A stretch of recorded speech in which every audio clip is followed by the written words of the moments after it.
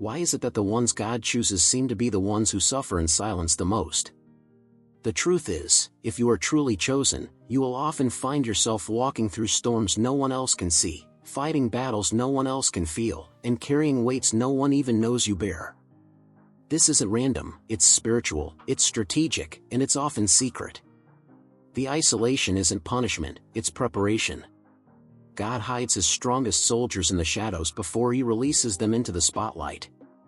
Like David tending sheep in obscurity before facing Goliath, or Joseph rotting in a prison cell before ascending to Pharaoh's palace, your loneliness is the cocoon of your anointing.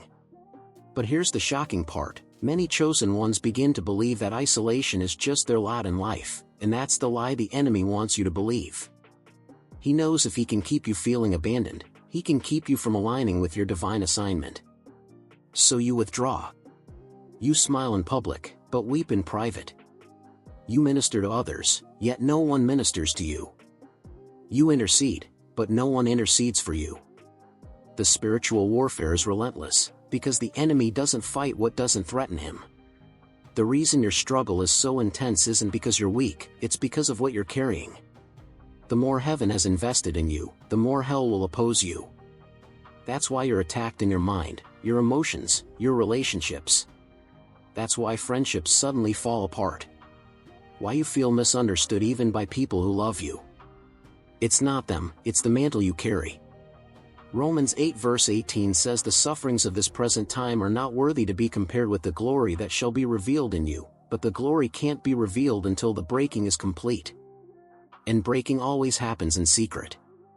But here's what no one tells you, being chosen doesn't mean being alone forever. The key is to stop mistaking isolation for identity. You are not called to walk alone permanently, you are called to walk with God first so you can lead others later. If you stay hidden too long, your gifts will rot instead of ripen.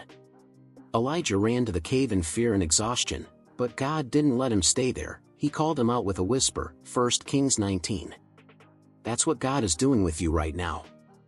Stop waiting for someone to notice you and start recognizing that God already has. Stop replaying who left and start rejoicing over who stayed, because if they could walk away, they were never meant to walk with you into your next. Hidden seasons are holy, but not meant to be eternal. You stop struggling alone by first realizing you're not alone spiritually. God said, I will never leave you nor forsake you, Hebrews 13 verse 5. Then you must actively seek the right alignments, kingdom connections, not just convenient ones. You need voices who stir your purpose, not drain your spirit. Stop pretending you're fine and start praying for divine partnerships. Stop isolating out of pride or pain and start pressing into places where your spirit can be sharpened. Iron sharpens iron, Proverbs 27 verse 17. God often sends help in human form, but your discernment must be sharp enough to recognize it. Isolation becomes toxic when it feeds your ego instead of your healing. So break the silence. Pray boldly. Ask God to reveal who your Jonathan is, someone assigned to your destiny, not just your history. You are not just called to survive the wilderness, you're called to come out of it in power, like Jesus did, Luke 4 verse 14. If you stay stuck in solo struggle, you forfeit the strength that comes from strategic surrender. The warning is clear, isolation that once protected you can eventually imprison you if you don't obey the voice that calls you out. The chosen ones struggle alone because they were trained in secret, but they rise when they realize the secret was never about solitude, it was about strategy. God hides his vessels before he uses them, but when he says come out, don't hesitate. Your next season isn't about hiding, it's about harvesting. Now move.